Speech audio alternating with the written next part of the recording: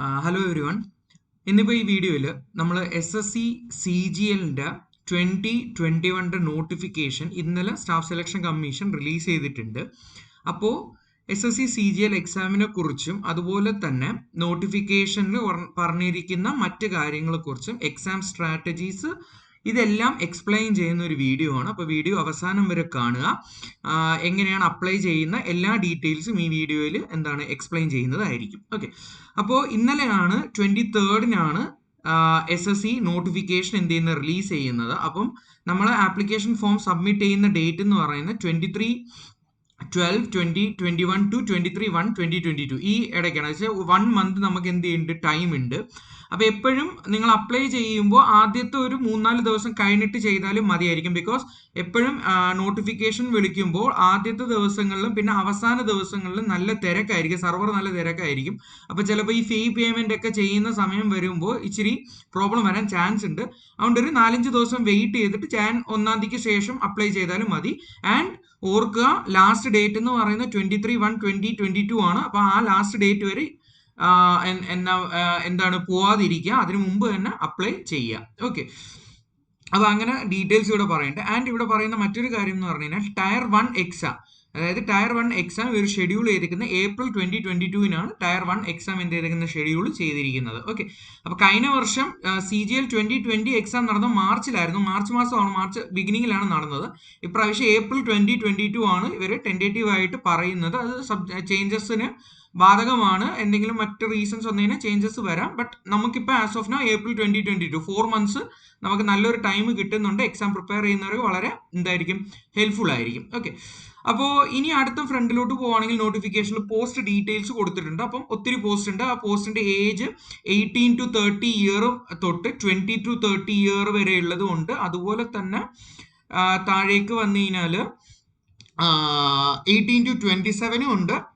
And ഏറ്റവും highest എന്ന് പറഞ്ഞാൽ നമ്മൾ 18 to 32 ഇയർ ആണ് ഏറ്റവും ഹയർ ഏജ് ലിമിറ്റ് എന്ന് പറയുന്നത്. അത് ജൂനിയർ സ്റ്റാറ്റിസ്റ്റിക്കൽ ഓഫീസർ എന്ന് പറയുന്ന പോസ്റ്റിനാണ് ഏറ്റവും ഹയസ്റ്റ് 18 to 32 ആണ്. ഇതെല്ലാം ജനറൽ കാറ്റഗറിന്റെ ഏജ് ലിമിറ്റ് ആണ് ഈ മെൻഷൻ ചെയ്തിരിക്കുന്നത്. OBC വരുമ്പോൾ +3 ഇയർ, SC/ST വരുമ്പോൾ +5 ഇയേഴ്സ് റിലാക്സേഷൻ ഉണ്ടാവാറുണ്ട്. എക്സ് സർവീസ്മെന് അതനുസരിച്ച് റിലാക്സേഷൻ ഉണ്ടാവാറുണ്ട്. ഈ കാണിച്ചിരിക്കുന്നതൊക്കെ ജനറൽ കാറ്റഗറിന്റെ ഏജ് ലിമിറ്റ് ആണ് ഈ ഇതിൽ മെൻഷൻ ചെയ്തിട്ടുള്ളത്. ഓക്കെ, ഇപ്പൊ നെക്സ്റ്റ് അതിന് താഴോട്ട് വന്നു കഴിഞ്ഞാൽ വേക്കൻസീസ് നമുക്ക് നോക്കാം. Vacancies as of now SSC vacancy report ചെയ്തിട്ടില്ല. അപ്പൊ അത് നമുക്ക് in future candidates corner tentative vacancy എന്ന് പറയുന്ന ഒരു പോസ്റ്റ് ഉണ്ട് SSCന്റെ സൈറ്റിൽ. അത് ഞാൻ കാണിച്ചു തരാം ഇപ്പം. അപ്പൊ അതിൽ കയറി കഴിഞ്ഞാൽ നമുക്ക് വേക്കൻസീസ് അറിയാൻ പറ്റും. As of now vacancies SSC mention ചെയ്തിട്ടില്ല. ഓക്കെ, യൂഷ്വലി എക്സാം നോട്ടിഫിക്കേഷൻ വരുന്ന സമയത്ത് അവർ ചെയ്യുന്നതാണ്. ബട്ട് ഇപ്പോൾ വേക്കൻസി അവർ റിപ്പോർട്ട് ചെയ്തിട്ടില്ല ആസ് ഓഫ് നൗ. ഓക്കെ, പിന്നെ ഇതിൽ മറ്റ് എലിജിബിലിറ്റി ക്രൈറ്റീരിയ ഒക്കെ കൊടുത്തിട്ടുണ്ട്. പിന്നെ അടുത്ത് നമ്മൾ ശ്രദ്ധിക്കേണ്ട കാര്യം എന്ന് പറഞ്ഞാൽ ഏജ് ലിമിറ്റ് ആണ്. ഏജ് ലിമിറ്റ് അവർ കൊടുത്തിരിക്കുന്ന ഡേറ്റ് 1/1/2022 1/1/2022 വെച്ചിട്ടായിരിക്കും ഏജ് കാൽക്കുലേറ്റ് ചെയ്യുക. അപ്പോൾ ഇവിടെ ഓരോ പോസ്റ്റിന്റെയും ഏതിനും ഇടയ്ക്കാണ് അപ്ലൈ ചെയ്യാൻ പറ്റുന്നതെന്ന് പറയുന്നുണ്ട്. എന്ന് വെച്ചാൽ 18 to 27 ഇയേഴ്സ് വരുന്ന പോസ്റ്റ് ആണെങ്കിൽ ആ ആള് 2/1/1995 1/1/2004 ഇടയിൽ ജനിച്ച ആളായിരിക്കണം. അതുപോലെ തന്നെ 20 to 30 പറയുന്നുണ്ട്, 18 to 30 പറയുന്നുണ്ട്, 18 to 32 മെൻഷൻ ചെയ്യുന്നുണ്ട്. ഓക്കെ, അപ്പൊ ഏജ് ലിമിറ്റ്, അപ്പൊ നിങ്ങൾ ഈ ഏജ് ലിമിറ്റ് ആണെങ്കിൽ നമുക്ക് ആ പോസ്റ്റിന് അപ്ലൈ ചെയ്യാൻ പറ്റും. ഇത് ഞാൻ വീണ്ടും പറയുകയാണ്, ഇത് ജനറൽ കാറ്റഗറിന്റെ ആണ്. റിസർവേഷൻ ഉള്ളവർക്ക് അതനുസരിച്ചുള്ള റിലാക്സേഷൻസ് ഉണ്ടാവും. ഓക്കെ, ജനറൽ കാറ്റഗറിന്റെ ആണ് ഈ മെൻഷൻ ചെയ്തിരിക്കുന്നത്. ഓക്കെ, ഇതാണ് റിലാക്സേഷന്റെ കേസ് പറഞ്ഞത്. ഞാൻ പറഞ്ഞ SC/ST ആകുമ്പോൾ 5 ഇയേഴ്സ് റിലാക്സേഷൻ വരുന്നുണ്ട്. OBC ആണെങ്കിൽ 3 ഇയേഴ്സ്, PWD ആണെങ്കിൽ 10 years and PWD with OBC അങ്ങനെയാണെങ്കിൽ 13 ഇയേഴ്സ്. PWD ആൻഡ് SC/ST ആണെങ്കിൽ അവിടെ വരുന്നതെന്ന് പറഞ്ഞാൽ 15 ഇയേഴ്സ് ഏജ് റിലാക്സേഷൻ വരുന്നുണ്ട്. പിന്നെ ഡിഫൻസ് പേഴ്സണൽസിനും അതനുസരിച്ചുള്ള റിലാക്സേഷനും കാര്യങ്ങൾ എക്സിസ്റ്റ് ചെയ്യുന്നുണ്ട്. Okay, then coming to next, പിന്നെ എക്സ് സർവീസ്മെന്റെ എക്സ്പ്ലനേഷൻസും കാര്യങ്ങളൊക്കെയാണ് കൊടുത്തിരിക്കുന്നത്. അത് ആ ഒരു എക്സ് സർവീസ്മെൻ കാറ്റഗറിയിൽ ഉള്ളവർ അപ്പോൾ അത് ഡീറ്റെയിൽ ആയിട്ട് വായിച്ചു നോക്കിയാൽ മതി. അപ്പോൾ അത് നിങ്ങൾക്ക് ക്ലിയർ ആയിട്ട് മനസ്സിലാവും, ബുദ്ധിമുട്ടില്ലാത്തതാണ് അവിടെ കൊടുത്തിരിക്കുന്നത്. ഓക്കെ, ഇനി അടുത്തെന്ന് പറഞ്ഞു കഴിഞ്ഞാൽ എസെൻഷ്യൽ ക്വാളിഫിക്കേഷൻ. ഓക്കെ, ഈ ഡേറ്റ് ശ്രദ്ധിക്കുക. മിക്കവാറും SSC വരുമ്പോഴത്തേനും 1/1 2022 ആ ഇത് വെച്ചിട്ടാണ് അവർ ക്വാളിഫിക്കേഷൻ പറയുന്നത്. ബട്ട് ഇപ്പോൾ അവർ നോട്ടിഫിക്കേഷൻ തീരുന്ന 23/1/2022 ഈ ഡേറ്റ് വെച്ചിട്ടാണ് നമ്മൾ എസെൻഷ്യൽ ക്വാളിഫിക്കേഷൻ വേണ്ട. ഓക്കെ, എന്ന് വെച്ചാൽ ഇപ്പം ഫൈനൽ ഇയർ എക്സാം എഴുതുന്ന ആൾക്കാർക്ക് സെമസ്റ്റർ 6 അല്ലെങ്കിൽ സെമസ്റ്റർ 8 എക്സാം എഴുതുന്ന എഞ്ചിനീയറിംഗ് ആണെങ്കിൽ സെമസ്റ്റർ 8 എക്സാം എഴുതുന്ന ആൾക്കാർക്ക് അപ്ലൈ ചെയ്യാൻ പറ്റത്തില്ല. അതായത് 23/1/2022 23/1/2022 മുന്നേ റിസൾട്ട് വന്ന ആളായിരിക്കണം. സർട്ടിഫിക്കറ്റ് കിട്ടി റിസൾട്ട് വന്ന ആളാണെങ്കിൽ മാത്രമേ അപ്ലൈ ചെയ്യാൻ പറ്റത്തുള്ളൂ. ഓക്കെ, അപ്പോൾ ആദ്യത്തെ post assistant audit officer or assistant accounts officer. ഇതിൽ എസെൻഷ്യൽ ക്വാളിഫിക്കേഷൻ എന്ന് പറഞ്ഞാൽ bachelor's degree from recognised university or institute. താഴെ കൊടുത്തിരിക്കുന്ന ഡിസൈറബിൾ ക്വാളിഫിക്കേഷൻ ആണ്. ഇതില്ലെങ്കിലും കുഴപ്പമില്ല, നമുക്ക് ഈ സംഭവം എന്ത് ചെയ്യാൻ പറ്റും, അപ്ലൈ ചെയ്യാൻ പറ്റും. എസെൻഷ്യൽ ക്വാളിഫിക്കേഷൻ ഉണ്ടായിരുന്നാൽ മതി. SSC ഗ്രാജുവേറ്റ് CGLന്റെ എസെൻഷ്യൽ ക്വാളിഫിക്കേഷൻ എന്ന് പറഞ്ഞാൽ ബാച്ചിലേഴ്സ് ഡിഗ്രി ആണ്. ഓക്കെ, അപ്പൊ ഇത് നമുക്ക് അപ്ലൈ ചെയ്യാം. നിങ്ങൾ ഡിസൈറബിൾ ക്വാളിഫിക്കേഷന്റെ കാര്യം എന്ത് ചെയ്യേണ്ട നോക്കണ്ട. പിന്നെ പറഞ്ഞാണ് junior statistical officer. Junior statistical officer വരുമ്പോൾ അത് ശ്രദ്ധിക്കുക, അവിടെ bachelor's degree in any subject from a recognized university or institute with at least 60% mark in mathematics in 12th standard. Okay, 12th standard minimum 60% mark മാത്തമാറ്റിക്സിൽ ഉണ്ടായിരിക്കണം. അല്ലെങ്കിൽ bachelor's degree in any subject with statistics as one of the subjects degree level. Okay, ഡിഗ്രിയിൽ statistics ഒരു subject ആയിട്ട് എന്താണ് പഠിച്ചിട്ടുണ്ടായിരിക്കണം. അപ്പൊ അങ്ങനെയുള്ളവർക്ക് ഈ ജൂനിയർ സ്റ്റാറ്റിസ്റ്റിക്കൽ ഓഫീസർ എന്ന് പറയുന്ന എക്സാം അപ്ലൈ ചെയ്യാൻ പറ്റത്തുള്ളൂ. ഇതിന്റെ ഏജ് ലിമിറ്റ് 18 to 32 ഇയേഴ്സ് ആണ് ഏജ് ലിമിറ്റ്. ഏറ്റവും ഹയസ്റ്റ് ഏജ് ലിമിറ്റ് വരുന്നത് ജൂനിയർ സ്റ്റാറ്റിസ്റ്റിക്കൽ ഓഫീസറിനാണ്. അടുത്ത വരുന്ന സ്റ്റാറ്റിസ്റ്റിക്കൽ ഇൻവെസ്റ്റിഗേഷൻ ഗ്രേഡ് 2 എന്ന് പറയുന്ന പോസ്റ്റ് ആണ്. ഇതിലും bachelor's degree in any subject with statistics as one of the subjects from a recognised university. Okay, അപ്പം ഏതൊരു സബ്ജക്ട് ആണെങ്കിലും കുഴപ്പമില്ല, ബട്ട് സ്റ്റാറ്റിസ്റ്റിക്സ് ഒരു സബ്ജക്ട് ആയിരിക്കണം. ആൻഡ് ഇവിടെ ഒരു ക്ലിയർ ആയിട്ട് മെൻഷൻ ചെയ്തിട്ടുണ്ട്, the candidates must have study statistics as a subject in all the 3 years or all the 6 semester of graduation course. എല്ലാ സെമസ്റ്ററിലും അല്ലെങ്കിൽ എല്ലാ വർഷവും, ഇയർലി ആണെങ്കിൽ എല്ലാ വർഷവും, സെമസ്റ്റർ ആണെങ്കിൽ എല്ലാ സെമസ്റ്ററിലും സ്റ്റാറ്റിസ്റ്റിക്സ് ഒരു സബ്ജക്റ്റ് ആയിട്ട് പഠിച്ചിട്ടുണ്ടായിരിക്കണം. അങ്ങനെയുള്ളവർക്ക് ഈ സ്റ്റാറ്റിസ്റ്റിക്കൽ ഇൻവെസ്റ്റിഗേറ്റർ ഗ്രേഡ് 2 എന്ന് പറയുന്ന പോസ്റ്റ് അപ്ലൈ ചെയ്യാൻ പറ്റത്തുള്ളൂ. പിന്നെ വരുന്നതാണ് assistant in national company law tribunal. Okay, അപ്പൊ ഇതിലും എസെൻഷ്യൽ ക്വാളിഫിക്കേഷൻ എന്ന് പറയുന്നത് ബാച്ചിലേഴ്സ് ഡിഗ്രി ആണ്. ഡിസൈറബിൾ ക്വാളിഫിക്കേഷൻ പറയുന്നത് degree in law from any, അത് ഡിസൈറബിൾ ആണ്.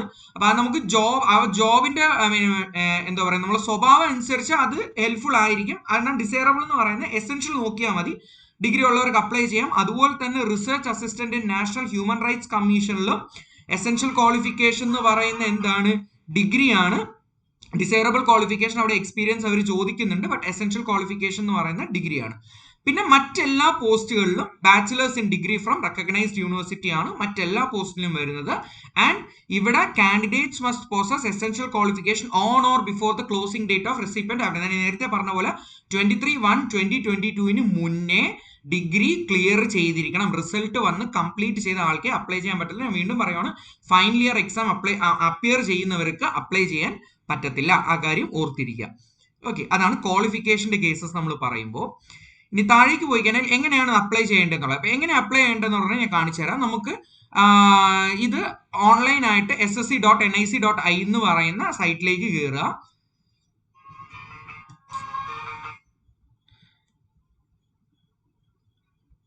ഒരു സെക്കൻഡ്.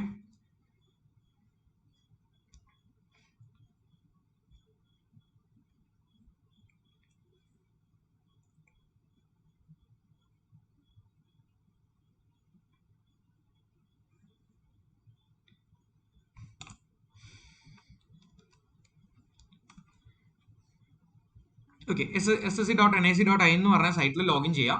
ആൻഡ് ഈ ഓൾറെഡി എന്നാ പറയും രജിസ്റ്റർ ചെയ്തിട്ടുള്ള ആളാണെങ്കിൽ ഇവിടെ രജിസ്ട്രേഷൻ നമ്പർ കൊടുക്കുക.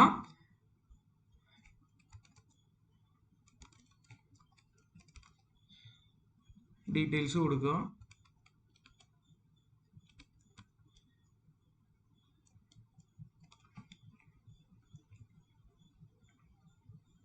ഓൾറെഡി ചെയ്തിട്ടുള്ള ആളാണെങ്കിൽ ഇങ്ങനെ കയറുക, ഇതിൽ അപ്ലൈ ക്ലിക്ക് ചെയ്താൽ മതി. അപ്ലൈ ക്ലിക്ക് ചെയ്യുമ്പോഴത്തേനും ബാക്കി ഡീറ്റെയിൽസ് എല്ലാം കിട്ടും. ഫോട്ടോസും കാര്യങ്ങളൊക്കെ എന്ത് ചെയ്യുക, അപ്ലോഡ് ചെയ്യുക.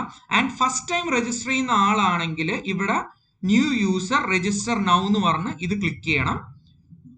ഓക്കെ. ആൻഡ് ഇവിടെ ഇച്ചിരി സമയം എടുക്കും, ബിക്കോസ് ഓൾറെഡി രജിസ്റ്റർ ചെയ്തിട്ടുള്ള ആളാണെങ്കിൽ ടൈം എടുക്കത്തില്ല, ബിക്കോസ് വളരെ പെട്ടെന്ന് നമുക്ക് എന്ത് ചെയ്യാൻ പറ്റും.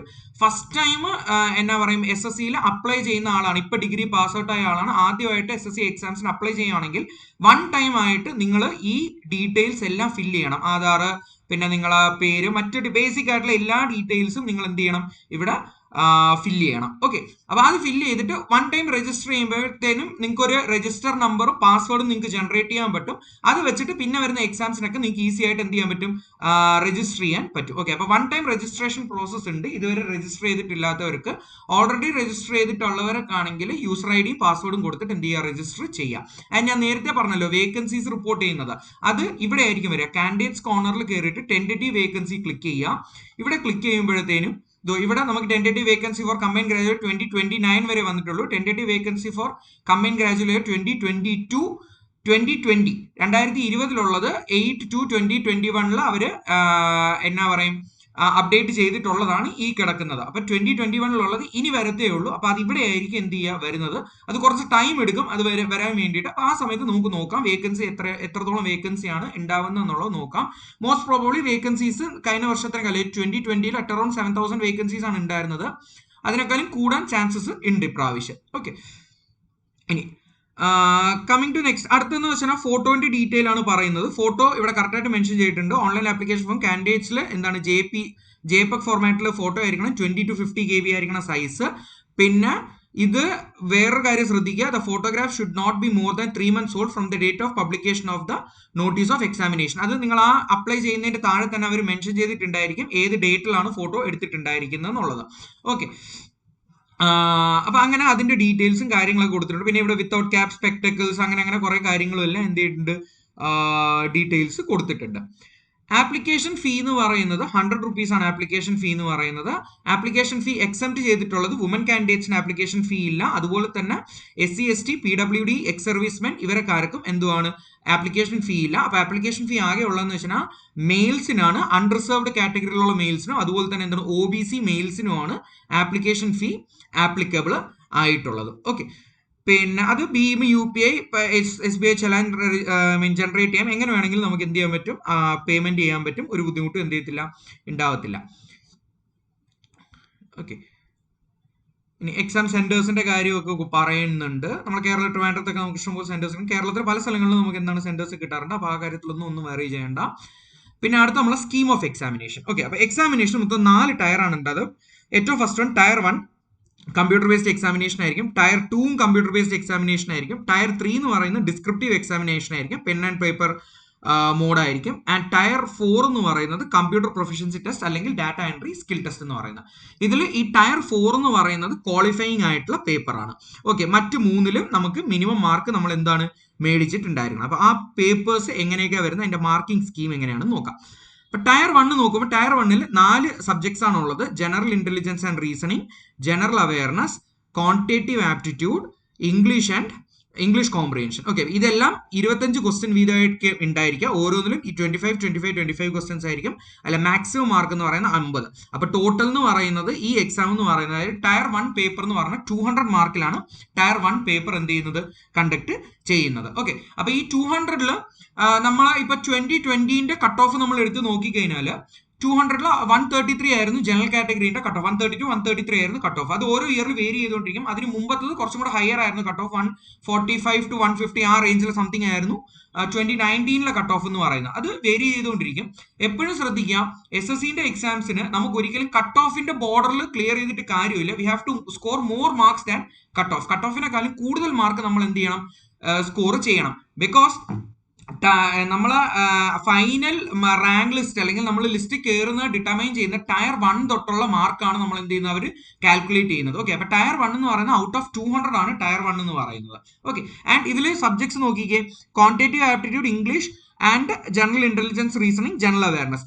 ഇതിൽ നമ്മൾ ഏറ്റവും കൂടുതൽ ഇമ്പോർട്ടൻസ് കൊടുക്കേണ്ട സബ്ജക്ട്സ് എന്ന് പറയുന്നത് ഈ ക്വാണ്ടിറ്റേറ്റീവ് ആപ്റ്റിറ്റ്യൂഡും ഇംഗ്ലീഷ് കോംപ്രിഹെൻഷനുമാണ്. ഓക്കെ. പ്രൈമറി ഇമ്പോർട്ടൻസ്, ബിക്കോസ് ഈ ക്വാണ്ടിറ്റേറ്റീവ് ആപ്റ്റിറ്റ്യൂഡും ഇംഗ്ലീഷ് കോംപ്രിഹെൻഷനും നമുക്ക് ടയർ 2ലും ഇതേ സെയിം സബ്ജക്ട്സ് തന്നെയാണ് വരുന്നത്. അപ്പോൾ നമ്മൾ ഇപ്പോഴേ ആ ഒരു ലെവലിൽ പ്രിപ്പയർ ചെയ്ത് കഴിഞ്ഞാൽ ടയർ 1ഉം ടയർ 2നും രണ്ടിനും കൂടെ കമ്പൈൻ ചെയ്തിട്ടുള്ള ഒരു സ്ട്രാറ്റജി ആയിരിക്കണം നമുക്ക് എന്ത് ചെയ്യേണ്ടത്, അഡോപ്റ്റ് ചെയ്യേണ്ടത്. പിന്നെ ജനറൽ ഇന്റലിജൻസ് ആൻഡ് റീസണിങ്, ഈ 3 പേപ്പറിനെയും കൂടി, അതായത് ഈ 3 പേപ്പർ എന്ന് പറഞ്ഞു കഴിഞ്ഞാൽ 135 മാർക്ക് 150 മാർക്കായി ടോട്ടൽ. അതിൽ നമ്മൾ അറ്റ് അറൌണ്ട് 135 മാർക്ക് നമുക്ക് എന്താണ് സ്കോർ ചെയ്യാൻ പറ്റുന്നെങ്കിൽ it will be a very very good score. Okay, കാരണം നമ്മൾ അത്രയും നല്ലപോലെ പ്രിപ്പയർ ചെയ്യുക. ഒരു 135 സ്കോർ അതിൽ തന്നെ കിട്ടിക്കഴിഞ്ഞാൽ നല്ല സ്കോറാണ്. പിന്നെ ജനറൽ അവയർനെസ്സിൽ നമുക്ക് കിട്ടുന്നതൊക്കെ നമുക്ക് എന്തുകൊണ്ട് ബോണസ് ആയിരിക്കും. ഓക്കെ, ഇപ്പൊ ജനറൽ അവയർനെസ്സിൽ നമുക്ക് ഒത്തിരി ടോപ്പിക് ഉണ്ട്, അതുകൊണ്ട് നമുക്ക് എങ്ങനെയാണ് നമുക്ക് സ്കോർ ചെയ്യാൻ പറ്റുന്നത് നമുക്ക് കറക്റ്റായിട്ട് പറയാൻ പറ്റത്തില്ല. ബട്ട് മറ്റ് 3 സബ്ജക്ട്സിൽ ഔട്ട് ഓഫ് 150 135 മേളിൽ നമുക്ക് സ്കോർ ചെയ്യാൻ പറ്റിക്കഴിഞ്ഞാൽ അത് നല്ലൊരു സ്കോർ ആയിരിക്കും. നമ്മൾ ക്ലിയർ ചെയ്യാനുള്ള ചാൻസസ് നല്ല മാർജിനിൽ ക്ലിയർ ചെയ്യാനുള്ള ചാൻസസ് കൂടുതലാണ്. അപ്പം ആ സബ്ജക്ട്സിൽ കൂടുതൽ ക്വാണ്ടിറ്റേറ്റീവ് ആപ്റ്റിറ്റ്യൂഡ്, ഇംഗ്ലീഷ് കോംപ്രിഹെൻഷനിൽ കൂടുതൽ നിങ്ങൾ ഫോക്കസ് ചെയ്യണം. ബിക്കോസ് അത് ടയർ 2നും എന്തുമാണ് വരുന്നതാണ്, അത് കൂടുതൽ നിങ്ങൾ ഫോക്കസ് ചെയ്യുക. അതേപോലെ തന്നെ ജനറൽ ഇന്റലിജൻസ് എന്ന് പറഞ്ഞാൽ ജനറൽ അവയർനെസ് ഒട്ടും പഠിക്കേണ്ടതല്ല, അത് നമ്മൾ നോക്കണം. ബട്ട് കമ്പാരിറ്റീവ്ലി മോർ സ്ട്രെസ് നമ്മൾ ചെയ്യേണ്ടത് QA and reasoning, quantitative aptitude and English കോംപ്രിഹെൻഷനിലായിരിക്കും. ഓക്കെ, ഇനി ടയർ 2 വന്നു കഴിഞ്ഞാൽ ടയർ 2ൽ 4 പേപ്പറാണുള്ളത്. അതിൽ ശ്രദ്ധിക്കുക, ഈ 2 പേപ്പർ 1 ആൻഡ് പേപ്പർ 2 ഇത് രണ്ടുമാണ് കോമൺ പേപ്പർ എന്ന് പറയുന്നത്. ഇത് രണ്ടും കോമൺ പേപ്പർ ആയിരിക്കും. അതായത് നമ്മൾ എല്ലാ പോസ്റ്റിന് അപ്ലൈ ചെയ്യുന്ന ആൾക്കാർക്കും പേപ്പർ 1ഉം പേപ്പർ 2 എന്തുമാണ് എഴുതേണ്ടി വരും. ഓക്കെ, അപ്പൊ അത് എത്ര മാർക്കാണ്? ഓരോ പേപ്പർ 200 മാർക്കാണ്. QA ആണെങ്കിൽ 100 ക്വസ്റ്റ്യൻ ആയിരിക്കും 200 മാർക്ക്. ഇംഗ്ലീഷിന്റെ ആണെങ്കിൽ 200 ക്വസ്റ്റ്യൻ ഉണ്ടായിരിക്കും 200 മാർക്കാണ്. ഓക്കെ, 200 ക്വസ്റ്റ്യൻ ഉണ്ടായിരിക്കും 200 മാർക്കാണ്. ഓക്കെ, അപ്പം ഇവിടുത്തെ ടോട്ടൽ എത്രയായി? ആദ്യം 200 വന്നിട്ടുണ്ട്. ടയർ 1ന് 200 മാർക്ക്, ടയർ 2ന് 200 എത്ര? 400 മാർക്ക്. അപ്പൊ 400 200 600. പിന്നെ ടയർ 3 വരുമ്പോൾ ടയർ 3ന്റെ ഒരു 100 മാർക്കും കൂടെ വരും. അപ്പൊ ഔട്ട് ഓഫ് 700 ആണ് നമ്മളെ സ്കോർ എന്ത് ചെയ്യുന്ന ഫൈനലി അവർ എന്ത് ചെയ്യുന്നത് കാൽക്കുലേറ്റ് ചെയ്യുന്നത്, എല്ലാ പോസ്റ്റിനും അപ്ലൈ ചെയ്തിട്ടുള്ളവർക്ക്. ഇനി ഇതിൽ തന്നെ മറ്റേ നമ്മൾ അസിസ്റ്റന്റ് ഓഡിറ്റ് ഓഫീസർ അല്ലെങ്കിൽ അസിസ്റ്റന്റ് അക്കൗണ്ട്സ് ഓഫീസർ എന്ന് പറഞ്ഞ പോസ്റ്റ് അപ്ലൈ ചെയ്തിട്ടുള്ളവർക്ക് ഈ ഒരു എക്സാമും കൂടെ എഴുതേണ്ടി വരും, അതായത് പേപ്പർ 4 എന്ന് പറയുന്നത്. And junior statistical officer apply ചെയ്തിട്ടുള്ളവർക്ക് ഈ സ്റ്റാറ്റിസ്റ്റിക്സിന്റെ ഈ ഒരു പേപ്പറും കൂടെ എന്ത് ചെയ്യേണ്ടി വരും, എക്സ്ട്രാ എഴുതേണ്ടി വരും. ഓക്കെ, അപ്പൊ ക്ലിയർ ആയല്ലോ. ടയർ 1 എല്ലാവർക്കും കോമൺ ആണ്. ടയർ 2ലും പേപ്പർ 1 പേപ്പർ 2 എല്ലാവർക്കും കോമൺ ആണ്. അസിസ്റ്റന്റ് ഓഡിറ്റ് ഓഫീസർ അപ്ലൈ ചെയ്തിട്ടുള്ളവർക്ക് പേപ്പർ 4 എഴുതണം. ജൂനിയർ സ്റ്റാറ്റിസ്റ്റിക്കൽ ഓഫീസർ അപ്ലൈ ചെയ്തിട്ടുള്ളവർക്ക് പേപ്പർ 3യും എന്തുമാണ് എഴുതണം. ഓക്കെ, ഇതനുസരിച്ചാണ് സ്കോർ വരുന്നത്. ആൻഡ് ഇതിന്റെ എല്ലാത്തിനും നെഗറ്റീവ് മാർക്ക് ഉണ്ട്. നെഗറ്റീവ് മാർക്ക് എന്ന് പറയുന്നത് 1/4 ആണ് എന്തോ പറയുന്നത് നെഗറ്റീവ് മാർക്ക് എന്ന് പറയുന്നത്. എന്ന് വെച്ചാൽ ഇപ്പോ ടയർ 1ന് നമ്മൾ നോക്കുവാണെങ്കിൽ ഒരു ക്വസ്റ്റ്യൻ എന്ന് പറയുന്നത് 2 മാർക്കാണ്. 25 ക്വസ്റ്റ്യൻ 50 മാർക്ക്. അപ്പൊ ടയർ 1ന്റെ നെഗറ്റീവ് മാർക്ക് എന്ന് പറയുന്നത് ഒരു ക്വസ്റ്റ്യൻ തെറ്റിക്കഴിഞ്ഞാൽ 0.5 മാർക്ക് നമ്മൾ എന്തുവാണ് കുറയും. അതുപോലെ തന്നെ ടയർ 2 എന്ന് പറയുന്ന ടയർ 2ല് ഇവിടെ കണ്ടോ, ഇംഗ്ലീഷിൽ 200 ക്വസ്റ്റ്യൻ എന്താണ് 200 മാർക്ക് എന്ന് വെച്ചാൽ ഒരു ക്വസ്റ്റ്യന് 1 മാർക്കാണ്. അപ്പൊ അതിന്റെ 1/4 എന്ന് പറയുന്നത് എന്തുവാണ് 0.25 ആണ്. അപ്പൊ ഇംഗ്ലീഷിന്റെ നെഗറ്റീവ് മാർക്ക് എന്ന് പറഞ്ഞാൽ 0.25 ആണ്. ബട്ട് ടയർ 2ന് ക്വാണ്ടിറ്റേറ്റീവ് ആപ്റ്റിറ്റ്യൂഡിന്റെ നെഗറ്റീവ് മാർക്ക് എന്ന് പറയുന്നത് അത് 0.5 തന്നെയാണ്. കാരണം 100 ക്വസ്റ്റ്യൻ ആണ് 200 മാർക്ക്, ഒരു ക്വസ്റ്റ്യൻ 2 മാർക്കാണ്. അതിന്റെ 1/4 എന്ന് പറയുന്നത് എന്താണ് 0.5 ആണ്. അത് 0.5 എന്ന് പറയുന്നത് പേപ്പർ 1നും 3നും 4നും അതിന് കോമൺ ആണ് കേട്ടോ. 0.50 എന്ന് പറഞ്ഞാൽ കാരണം അവിടെ എല്ലാം ഒരു ക്വസ്റ്റ്യന് 2 മാർക്ക് വെച്ചിട്ടാണ് പറഞ്ഞ പേപ്പർ 1നും 3നും 4നും. ഓക്കെ, ഇനി ഇവിടെ മെൻഷൻ ചെയ്തിട്ടുണ്ട്, ഇവിടെ ടയർ 2ൽ paper 3 will be only for those candidates who opt for post of junior statistical officer. Okay, അതുപോലെ തന്നെ സ്റ്റാറ്റിസ്റ്റിക്കൽ ഇൻവെസ്റ്റിഗേഷൻ ഗ്രേഡ് 2 ഇത് രണ്ടും അപ്ലൈ ചെയ്തവർക്ക് ആ എക്സാം എഴുതേണ്ടി വരത്തുള്ളൂ. അതുപോലെ തന്നെ paper 4 will be only for those candidate who are short listed for the post of assistant audit officer and assistant account officer. Okay, ഇത് ഈ ഉള്ളവർക്ക് മാത്രമേ പേപ്പർ 4 എന്ത് ചെയ്യേണ്ടി വരുള്ളൂ, എഴുതേണ്ടി വരത്തുള്ളൂ. ഓക്കെ, ആൻഡ് ടയർ 3 വന്നു കഴിഞ്ഞാൽ paper and pen mode descriptive ആണ്, ഇംഗ്ലീഷ് അല്ലെങ്കിൽ ഹിന്ദിയിൽ. അതിൽ എസ്സേ ഉണ്ടാവാം, അല്ലെങ്കിൽ പ്രിസി ഉണ്ടാവാം, അല്ലെങ്കിൽ ലെറ്റർ ആയിരിക്കും, അല്ലെങ്കിൽ ആപ്ലിക്കേഷൻ ആയിരിക്കും. ഇതിൽ എന്തെങ്കിലും ഒന്നായിരിക്കും വരിക. അപ്പൊ അത് 100 മാർക്കാണ്. 1 അവർ ആണ് അതിന്റെ ഡ്യൂറേഷൻ എന്ന് പറഞ്ഞത്. ഇതിനെല്ലാ എക്സാമിന്റെയും നമ്മളെ ഡ്യൂറേഷൻ എന്ന് പറയുന്ന 1 അവർ ആണ്. ടയർ 1ന്റെ ഡ്യൂറേഷൻ 1 അവർ ആണ്. Sectional wise time cut off ഇല്ല, ടോട്ടലി മൊത്തത്തോടെ 1 അവർ ആണ്. ആൻഡ് പേപ്പർ 1 ടയർ 2ന്റെ പേപ്പർ 1ന് ക്വാണ്ടിറ്റേറ്റീവ് ആപ്റ്റിറ്റ്യൂഡിന് 2 hours അതിനെല്ലാം ടയർ 2ന്റെ എല്ലാ പേപ്പറിനും 2 hours ഈച്ച് ആണ്. ഓക്കെ, 100 ക്വസ്റ്റ്യൻ ഉള്ളതുകൊണ്ട് 2 hours ഈച്ച് ആണ് ടയർ 2-ന് വരുന്നത്. ടയർ 3-ന് വരുന്നത് 1 അവർ ആണ്. And finally tier 4 skill test. Skill test എന്ന് പറയുന്ന ക്വാളിഫയിങ് പേപ്പർ ആണ്. നിങ്ങൾ ഈ പെർട്ടിക്കുലർ ഇത് എന്ത് ചെയ്താൽ മതി, ക്ലിയർ ചെയ്താൽ മാത്രം മതി. എന്ന് വെച്ചാൽ ആ ഒരു സ്പീഡിൽ നമ്മൾ എന്താണ് ടൈപ്പ് ചെയ്താൽ മാത്രം മതി. ടൈപ്പ് ചെയ്ത് ക്ലിയർ ചെയ്ത് കഴിഞ്ഞാൽ നിങ്ങൾ ക്വാളിഫൈഡ് ആവും. അതിന്റെ മാർക്കോ കാര്യങ്ങളൊന്നും എന്ത് ചെയ്യത്തില്ല, അല്ലെങ്കിൽ അതിന്റെ എറർ എത്രയാണ്, അപ്പൊ അതനുസരിച്ചുള്ള വേരിയേഷൻ ഒന്നും എന്ത് ചെയ്യത്തില്ല, വരത്തില്ല. ഓക്കെ. പിന്നെ അടുത്ത് വരുന്നതെന്ന് വെച്ച് കഴിഞ്ഞാൽ ഇനി സിലബസിലേക്കാണ് പോകുന്നത്. സിലബസിലേക്ക് ജനറൽ ഇന്റലിജൻസ് ആൻഡ് റീസണിങ്. അപ്പൊ ഇതിൽ കുറെ ടോപ്പിക്സും കാര്യങ്ങളൊക്കെ കൊടുത്തിട്ടുണ്ട്. അതുപോലെ തന്നെ ജനറൽ അവയർനെസിനെ കുറിച്ച് ഡീറ്റെയിൽസ് പറയുന്നുണ്ട്. QAയിലും ക്വാണ്ടിറ്റേറ്റീവ് ആപ്റ്റിറ്റ്യൂഡിലും നമ്മളിപ്പം ജിയോമെട്രി, ട്രിഗ്നോമെട്രി എല്ലാ പോർഷൻസും വരുന്നുണ്ട്. പിന്നെ ബേസിക് എന്താ പറയുക അരിത്തമാറ്റിക് ആയിട്ടുള്ള പോർഷൻസ് വരുന്നുണ്ട്. Percentage, ratio, square root, profit and loss. അപ്പൊ ആ ഏരിയാസിലുള്ള ടോപ്പിക്സും എല്ലാം എന്ത് ചെയ്യുന്നുണ്ട്, വരുന്നുണ്ട്. ഒരു വാസ്റ്റ് ആയിട്ടുള്ള ഒരു ടോപ്പിക്കാണ്. ബട്ട് നമ്മളൊരു നല്ല രീതിയിൽ ഒരു സ്ട്രാറ്റജിയിൽ നമ്മൾ പോയി കഴിഞ്ഞാൽ you can easily cover this topic and നല്ല രീതിയിൽ നമുക്ക് എന്താണ് എക്സാം അറ്റൻഡ് ചെയ്യാൻ പറ്റും. സെയിം കേസ് ആണ് ഇംഗ്ലീഷ് കോംപ്രിഹെൻഷൻ. ആൻഡ് ടയർ 2-ന്റേത് ക്വാണ്ടിറ്റേറ്റീവ് ആപ്റ്റിറ്റ്യൂഡ്. ഇവിടെ പറയുന്ന സെയിം സിലബസ് തന്നെയാണ് ടയർ 2-ന് QAയിൽ പറയുന്നത്, ഇംഗ്ലീഷിലും പറയുന്ന ഓൾമോസ്റ്റ് സെയിം സിലബസ് തന്നെയാണ് വരുന്നത്. പിന്നെ സ്റ്റാറ്റിസ്റ്റിക്സിന്റെ സിലബസ് താഴെ കൊടുത്തിട്ടുണ്ട്. ഈ സാമ്പിളിംഗ് തിയറി അത് പ്യൂർലി സ്റ്റാറ്റിസ്റ്റിക്സ് ബേസ് ചെയ്തിട്ടുള്ള കാര്യങ്ങളാണ്. പിന്നെ ടയർ 4-ന് മറ്റേ ഫിനാൻസ് ആൻഡ് അക്കൗണ്ട്സ്. അപ്പൊ അതിനെ കുറിച്ചുള്ള ഫിനാൻസ് അക്കൗണ്ട്സ് റിലേറ്റഡ് ആയിട്ടുള്ള കാര്യങ്ങളും എന്തുണ്ട് താഴെ കൊടുത്തിട്ടുണ്ട്. അതിന്റെ സിലബസ് എന്തുണ്ട് താഴെ മെൻഷൻ ചെയ്തിട്ടുണ്ട്. ഓക്കെ. പിന്നെ സ്കിൽ ടെസ്റ്റിനെ കുറിച്ചും പറയാം. സ്കിൽ ടെസ്റ്റ് എന്ന് പറയുന്നത് ഇപ്പൊ ടാക്സ് അസിസ്റ്റന്റ് ആണ്, അല്ലെങ്കിൽ tax assistant central board of indirect tax and custom, അതുപോലെ തന്നെ സെൻട്രൽ ബോർഡ് ഓഫ് ഡയറക്ട് ടാക്സസിലാണെങ്കിൽ അവിടെ വരുന്നതെന്ന് വെച്ച് കഴിഞ്ഞാൽ 8,000 കീ ഡിപ്രഷൻ പെർ അവർ. ആ ഒരു പേസിലായിരിക്കണം നമ്മൾ എന്ത് ചെയ്യേണ്ടത്, നമ്മൾ സ്പീഡ് ഉണ്ടാവണം. അതുപോലെ തന്നെ ഡാറ്റ എൻട്രി സ്പീഡ് ടെസ്റ്റ് എന്ന് പറയുന്നത് 2000 കീ ഡിപ്രഷൻ എത്രയാണ്, 15 മിനിറ്റിൽ 2000 കീ ഡിപ്രഷൻസ് എന്താണ് ഉണ്ടായിരിക്കണം. അപ്പൊ ആ ഒരു സ്പീഡ് നമ്മൾ അറ്റൈൻ ചെയ്താൽ മതി. പിന്നെ എറർ പെർസെന്റേജ് ഉണ്ട്, 7% വരെ എറർ ആവാം. ജനറൽ കാറ്റഗറി ആണെങ്കിൽ മറ്റേ നമ്മൾ OBC ആണെങ്കിൽ 10% വരെ എറർ പോവാം, പെർമിസിബിൾ ആണ്. അതിന് മേളിൽ എറർ ആയി കഴിഞ്ഞാൽ നമുക്ക് ക്വാളിഫൈ ചെയ്യത്തില്ല, നമ്മൾ ഡിസ്ക്വാളിഫൈഡ് ആവും. ഓക്കെ. ഇതും അതിനെക്കുറിച്ച് തന്നെയുള്ള ഡീറ്റെയിൽസ് ആണ് എന്ത് ചെയ്തേക്കണം, കൊടുത്തിരിക്കുന്നത്. ഓക്കെ. അപ്പം ഇതൊക്കെയാണ് SSCനെ കുറിച്ച്, ഈ ഒരു എക്സാമിനെ കുറിച്ച് നമുക്ക് പറയാനുള്ളത്. ആൻഡ് നമ്മൾ ഡീറ്റെയിൽ പിന്നെ ഫൈനലി ഡോക്യുമെന്റ് വെരിഫിക്കേഷൻ. ഇതെല്ലാം ക്ലിയർ ചെയ്ത് കഴിയുമ്പോഴായിരിക്കും നമ്മൾ ഡോക്യുമെന്റ് വെരിഫിക്കേഷൻ. അത് നമ്മൾ അതാത് റീജിയൻ, ഇപ്പൊ നമ്മൾ Kerala Karnataka region, south Indians ആകുമ്പോൾ നമ്മൾ കേരള കർണാടക റീജിയൻ ആണ്, അവിടെ റീജിയണൽ ഓഫീസിൽ പോയിട്ട് ഡോക്യുമെന്റ്സ് എല്ലാം കൊണ്ടുപോവാം. ഓക്കെ. പിന്നെ ഇതിൽ പ്രധാനപ്പെട്ട മറ്റൊരു കാര്യം ശ്രദ്ധിക്കേണ്ടതെന്ന് വെച്ച് കഴിഞ്ഞാൽ, നമ്മൾ ഇപ്പോ റിസർവേഷൻ കാറ്റഗറിയിൽ ഉള്ളവരാണ് ഇപ്പം OBC സർട്ടിഫിക്കറ്റ്സ്, അപ്പൊ അതിന്റെയൊക്കെ ഉള്ള ഡേറ്റിന്റെ ഒരു വിഷയം വരും. അപ്പൊ എപ്പോഴും ശ്രദ്ധിക്കുക, ഡേറ്റ് എന്ന് പറയുന്നത് ഇവിടെ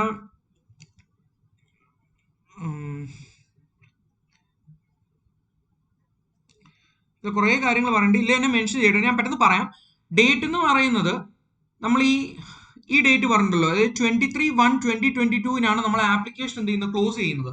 അപ്പം നമ്മൾ മേടിച്ചിരിക്കുന്ന സർട്ടിഫിക്കറ്റ്സ് എന്ന് പറയുമ്പോൾ PWD കാറ്റഗറി ആണെങ്കിലും OBC ആണെങ്കിലും മേടിക്കുന്ന സർട്ടിഫിക്കറ്റ് എന്ന് പറയുന്നത് 23/1/2022 മുന്നത്തെ ഡേറ്റ് വെച്ചിട്ടുള്ള സർട്ടിഫിക്കറ്റ് ആയിരിക്കണം. ഓക്കെ. അതിന് ശേഷമുള്ള സർട്ടിഫിക്കറ്റ് ആണെങ്കിൽ പറ്റത്തില്ല, അതിന് മുന്നേ ഡേറ്റ് ഉള്ള സർട്ടിഫിക്കറ്റ് എന്തുകൊണ്ട് മേടിക്കണം.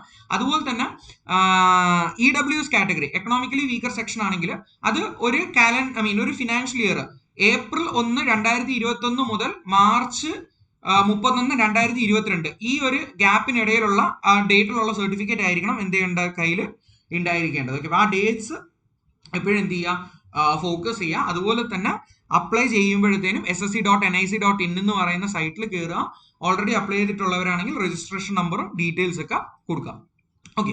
പിന്നെ നമ്മളെ ഇൻസ്റ്റിറ്റ്യൂട്ടിൽ ആപ്റ്റിറ്റ്യൂഡിൽ നമ്മളിപ്പോൾ SSCന്റെ ഈ ഒരു നോട്ടിഫിക്കേഷൻ വന്ന ഇത് കണക്കാക്കിയിട്ട് നമ്മൾ ഒരു പുതിയ ബാച്ച് സ്റ്റാർട്ട് ചെയ്യാനായിട്ടുള്ള പ്രിപ്പറേഷനിലാണ്.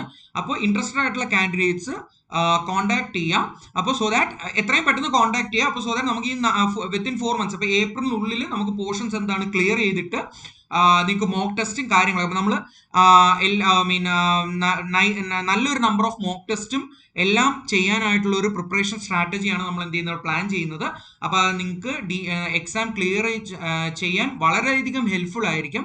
അപ്പോൾ ഇൻസ്റ്റിറ്റ്യൂട്ടിൽ കോൺടാക്ട് ചെയ്യാം. ഫോൺ നമ്പറും ഡീറ്റെയിൽസും ഒക്കെ ഡിസ്ക്രിപ്ഷനിൽ ഞാൻ കൊടുത്തിട്ടുണ്ടായിരിക്കും. ഓക്കെ. അപ്പം കോൺടാക്ട് ചെയ്യുക, കോഴ്സ് ഡീറ്റെയിൽസ് അന്വേഷിച്ചിട്ട് നിങ്ങൾക്ക് വരാം. അതുപോലെ തന്നെ SSC as well as plus bank കോച്ചിങ്ങിന്റെ ലോങ് ടേം കോഴ്സസിൽ ജോയിൻ ചെയ്യാൻ താല്പര്യമുള്ളവർക്കും ഇൻസ്റ്റിറ്റ്യൂട്ടിൽ കോൺടാക്ട് ചെയ്യുക. ഇപ്പൊ നമ്മൾ ലേറ്റസ്റ്റ് ആയിട്ട് ഒരു ബാച്ച് സ്റ്റാർട്ട് ചെയ്തിട്ടുണ്ട്. അപ്പൊ നിങ്ങൾ വരുമ്പോഴത്തേനും നിങ്ങൾക്ക് ആ ബാച്ചിൽ തന്നെ ജോയിൻ ചെയ്യാൻ പറ്റും. ആൻഡ് നല്ലൊരു പ്രിപ്പറേഷൻ. അപ്പൊ നമ്മൾ ഈ കോമ്പറ്റേറ്റീവ് എക്സാംസിന് ഏറ്റവും മെയിൻ ആയിട്ടുള്ള കാര്യം എന്ന് പറഞ്ഞു കഴിഞ്ഞാൽ ഒരു നല്ലൊരു പ്രിപ്പറേഷൻ സ്ട്രാറ്റജി നിങ്ങൾക്ക് ഉണ്ടാവണം. അപ്പൊ ആ ഒരു കാര്യത്തിൽ ആപ്റ്റിറ്റ്യൂഡ് എന്ന് പറഞ്ഞ ഇൻസ്റ്റിറ്റ്യൂട്ട് നിങ്ങൾക്ക് വളരെയധികം ഹെൽപ്ഫുൾ ആയിരിക്കും. എക്സ്പീരിയൻസ്ഡ് ആയിട്ടുള്ള ഫാക്കൽറ്റീസ് എല്ലാം നമുക്ക് ഇവിടെ ഉണ്ട്. അപ്പോൾ നല്ല രീതിയിൽ എക്സാമിന് നിങ്ങൾക്ക് അപ്പിയർ ചെയ്യാൻ ഉള്ള എക്സാം അപ്പിയർ നല്ല രീതിയിൽ അപ്പിയർ ചെയ്യാനായിട്ടുള്ള എല്ലാ സ്ട്രാറ്റജീസും നമുക്ക് ഇവിടെ എന്ത് ചെയ്യാൻ പറ്റും, നിങ്ങൾക്ക് പറഞ്ഞു തരാൻ പറ്റും. ആൻഡ് നിങ്ങൾക്ക് എത്രയും പെട്ടെന്ന് തന്നെ എക്സാം എല്ലാം ക്ലിയർ ചെയ്യാനും പറ്റും. ഓക്കെ, അപ്പം ഇതോടെ ഞാൻ വീഡിയോ അവസാനിപ്പിക്കുകയാണ്. അതുപോലെ തന്നെ നിങ്ങൾ ഈ വീഡിയോ മാക്സിമം നിങ്ങളുടെ സുഹൃത്തുക്കളിലേക്ക് എല്ലാവർക്കും ഷെയർ ചെയ്ത് കൊടുക്കുക. സോ ദാറ്റ് അവർക്കും എല്ലാവരും ഇത് ഈ ഒരു എക്സാമിനെ കുറിച്ചൊക്കെ ഒരു അവയർനെസ് കിട്ടാൻ വേണ്ടിയിട്ട്. അതുപോലെ തന്നെ ഇപ്പൊ ഞാൻ വീണ്ടും പറയുവാണ്, വേക്കൻസീസ് കഴിഞ്ഞ പ്രാവശ്യം ഇച്ചിരി കുറവായിരുന്നു, ഇപ്രാവശ്യം കുറച്ചും കൂടെ കൂടുതലാണ്. കാരണം 1-2 പോസ്റ്റും കൂടെ അഡീഷണൽ എന്ത് ചെയ്തിട്ടുണ്ട്, ആഡ് ചെയ്തിട്ടുണ്ട്. മറ്റേ നമ്മൾ ലോ ട്രിബ്യൂണൽ എന്നൊക്കെ നമ്മൾ ഡിസ്കസ് ചെയ്തിട്ടുണ്ടായിരുന്നല്ലോ. അപ്പൊ അതൊക്കെ പുതുതായിട്ട് ആഡ് ചെയ്തേക്കുന്ന പോസ്റ്റ് ഒക്കെയാണ്. അതുകൊണ്ട് വേക്കൻസീസ് ഇപ്രാവശ്യം കൂടാൻ ചാൻസസ് ഉണ്ട്. അതുകൊണ്ട് ടെന്റേറ്റീവ് വേക്കൻസി വന്നിട്ടില്ല. അപ്പൊ നമുക്ക് അപ്പൊ വരുമ്പോൾ നോക്കാം. അപ്പൊ എല്ലാവരും അപ്ലൈ ചെയ്യാം നല്ല രീതിയിൽ, ഇപ്പോഴേ പ്രിപ്പറേഷൻ സ്റ്റാർട്ട് ചെയ്യാം. സോ ദാറ്റ് നമുക്ക് നല്ലൊരു സ്കോർ ചെയ്യാൻ പറ്റും. ഞാൻ വീണ്ടും പറയുവാണ്, കട്ട് ഓഫ് നമ്മൾ ജസ്റ്റ് ക്ലിയർ ചെയ്താൽ പോരാ, നല്ല മാർക്ക് മേടിച്ച് നമുക്ക് എന്തുവാണ് കട്ട് ഓഫ് ക്ലിയർ ചെയ്യാൻ പറ്റണം. അപ്പൊ അതിനെക്കുറിച്ചുള്ള മറ്റ് ഡീറ്റെയിൽസും സ്ട്രാറ്റജീസും ഒക്കെ നിങ്ങൾ ഇൻസ്റ്റിറ്റ്യൂട്ടിൽ ജോയിൻ ചെയ്യുമ്പോഴത്തേനും നിങ്ങൾക്ക് എല്ലാ രീതിയിലും നല്ല രീതിയിൽ നമുക്ക് എല്ലാം എക്സ്പ്ലെയിൻ ചെയ്ത് തരാൻ പറ്റും.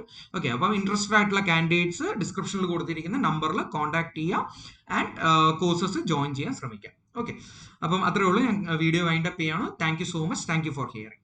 ഓക്കെ.